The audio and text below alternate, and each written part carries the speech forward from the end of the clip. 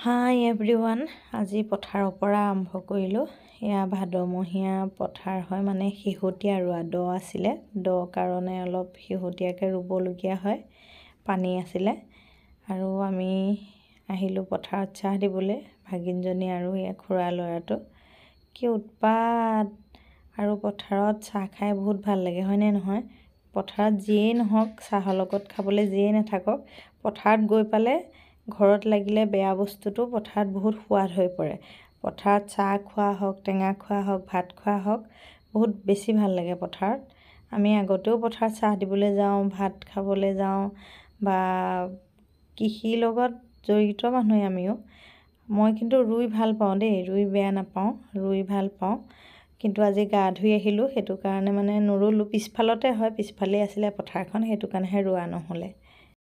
ধুনীয়া হৈ আছে। এইটো একুৰিয়ামত দিয়া ফুলটো। এইটোতো টাউনত কিনিবলৈ গ'লে ইমান দাম। কি ধুনীয়া হৈ আছে ইয়াত, দেখিছেনে? কি ধুনীয়া হৈ আছে একুৰিয়াম। আৰু এইখিনি ভেট,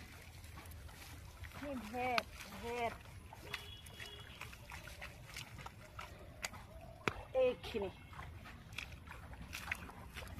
ভেট ফুল খায়ো নেকি ন?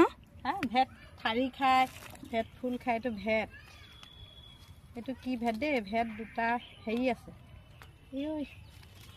এইটো ভেট আমাৰ পথাৰত এইবিলাক চব পায়, আমাৰ পথাৰত এইবিলাক চব পায় দেই। এইটো সৰিয়হৰ ভেট, ৰঙা ৰঙা। আৰু এটা আছে ক'লা, সেইটো মাহ ভেট বুলি কয়। ইয়াত আছে নাই জানো, সেইটোও ৰঙাই, অলপ অলপ ক'লা হৈছে। ইয়াত ঢেৰ ভেট আছে। এইটো ভেট বহুতে চিনিয়ে নাপায়, ভেট যে খায়। এইখিনি ভেট, ঢেৰ আছে আমাৰ পথাৰত ভেট।